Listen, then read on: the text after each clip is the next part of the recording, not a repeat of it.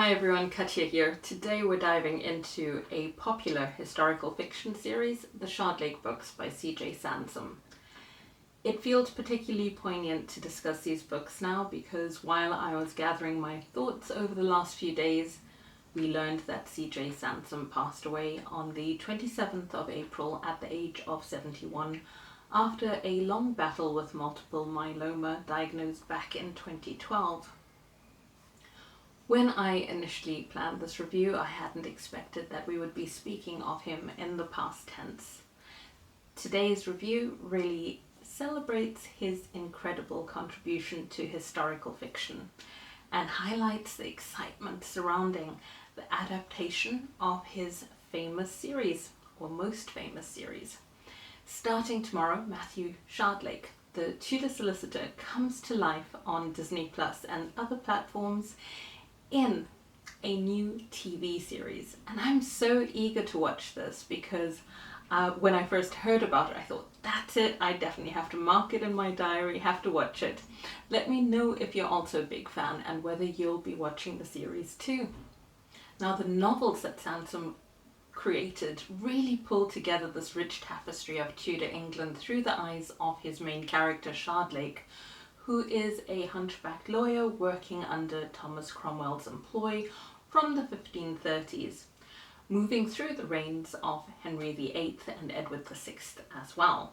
Now, Shardlake is depicted with profound depth. He is a character of great intelligence, moral complexity, and notable resilience.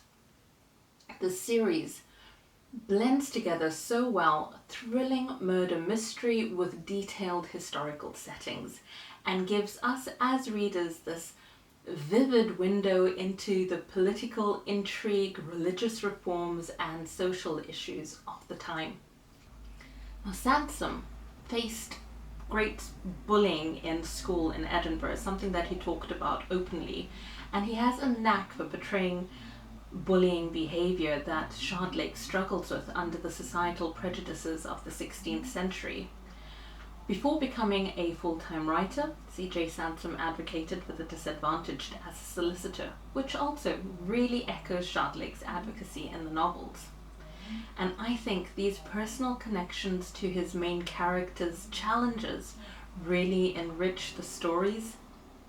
The idea of writing what you know as a writer in your books certainly applies here, given that Sansom's PhD in history also shines through. These stories are more than just engaging tales. They're so informative without ever feeling like a history lecture. And they provide societal, rather social commentary, getting us to contemplate justice and human dignity while fully engaging with trying to figure out who done it. So let's delve into each novel in the series, exploring the intricacies of the plots, the depth of the characters, and the historical context, but all in a really short amount of time because I don't want to give any spoilers. Book number 1, Dissolution, 2003, is the first novel in the series and sets the tone with its exploration of murder in a monastery on the brink of dissolution in 1537. The plot is tightly woven around the historical events of the time and introduces us to Shardlake as a reformist and sympathizer who is tasked by Thomas Cromwell to solve the murder while navigating the dangerous currents of religious upheaval. The novel does an excellent job of establishing the series' theme of justice versus corruption in both the legal system and in the church, and it's the shortest of the books in the series at 480 pages. Now, before we go on to book number 2, Dissolution, this first book is the basis of the upcoming television series adaptation, and it's going to feature Sean Bean as Cromwell and Arthur Hughes as Shardlake. The sequel, Darkfire, came out in 2004 and it continues Shardlake's journey, pairing him again with Thomas Cromwell. This time the lawyer is on a hunt for Greek fire, a legendary substance with immense destructive power. The narrative cleverly links historical events with a compelling mystery, setting a fast pace that explores the darker corners of Tudor London. This book won the Crime Writers Association Historical Dagger Award, affirming Sansom's skill in blending historical accuracy with suspenseful storytelling. It's got 608 pages. Then we move on to Sovereign in 2006. It is 1541 and Shardlake is sent to the north on a royal progress where he is to serve as a legal officer. The journey north exposes him to new dangers and plots swirling around the royal court. This novel dives deeper into the political intrigue of the period, bringing to life the lavish yet perilous world of Henry VIII's court. Now Shardlake is tested as he confronts physical dangers and ethical dilemmas. It's a book that really lets us feel close to Shardlake as his character arc goes through some really pivotal experiences. It's personality forming stuff. 688 pages. Revelation 2008 shifts focus slightly to tackle a serial killer using the Book of Revelation as a guide for murder. This installment stands out for integrating psychological dark stuff with historical detail. Shardlake's investigation leads him through a series of gripping, macabre scenes that are both historically grounded and chillingly suspenseful. This novel also delves into themes of religious extremism, reflecting the fanaticism that sometimes gripped Tudor England. 672 pages. Heartstone came out in 2010 and sends Shardlake on a mission for Catherine Parr, the wife who survived Henry VIII. This involves a complex historical mystery centered around the Royal Navy and more, but I'll keep it short. A heartbreaking personal story is included, and this novel highlights Sansom's ability to weave large-scale historical events with intimate human dramas, exploring themes of warfare, loyalty, strong women, and the harsh realities of Tudor society. 768 pages. Then we have book 6, Lamentation, and this feels a lot more personal for us, getting close to the main character. It focuses on a politically dangerous book that has been written by Queen Catherine Parr and goes missing. Shardlake's quest to find the manuscript plunges him into the deadly intrigues of the court, reflecting the precarious balance between Protestant and Catholic factions.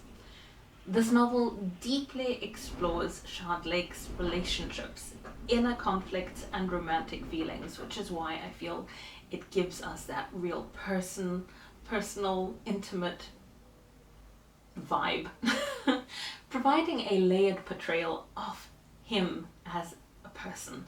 Lamentation, the title as well, is a good play on words, since the book that Shardlake is looking for is titled Lamentation of a Sinner, and overall there is a feeling of loss during the events that come to pass. 768 pages. Tombland 2018, the 7th and final book.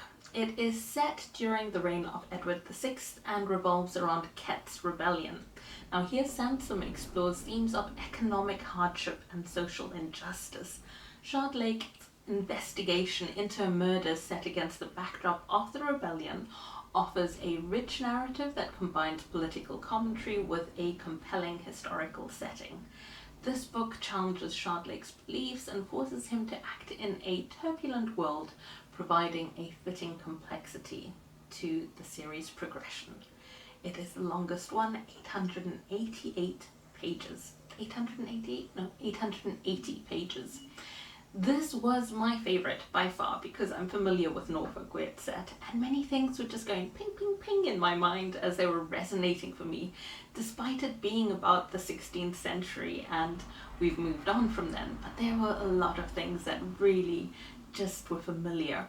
I won't tell you what the things are because that would be a spoiler, but let's do a little geography and pronunciation for people not familiar with Norfolk. Norfolk. If you read this book, how would you pronounce the name of this place? Wymondham? No, Wyndham. How about,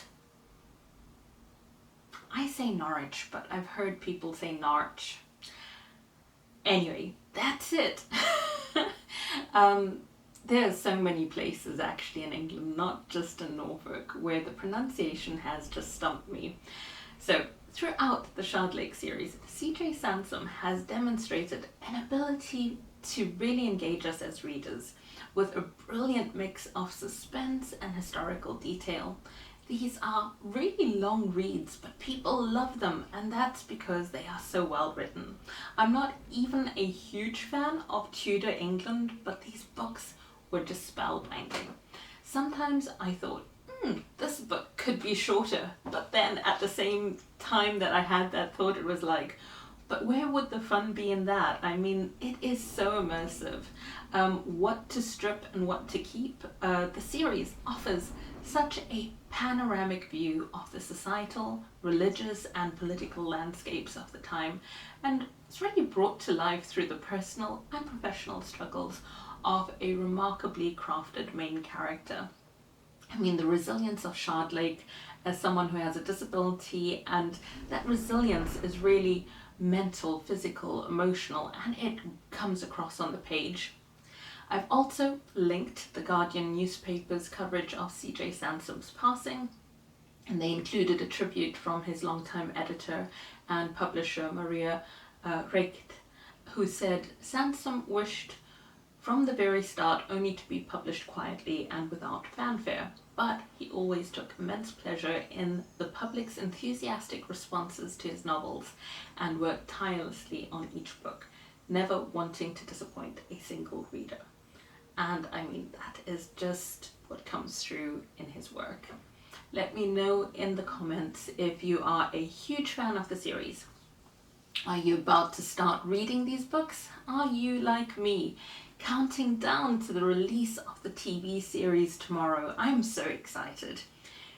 Anyway, remember to subscribe for more bookish discussions, and thank you for tuning in today. Take care.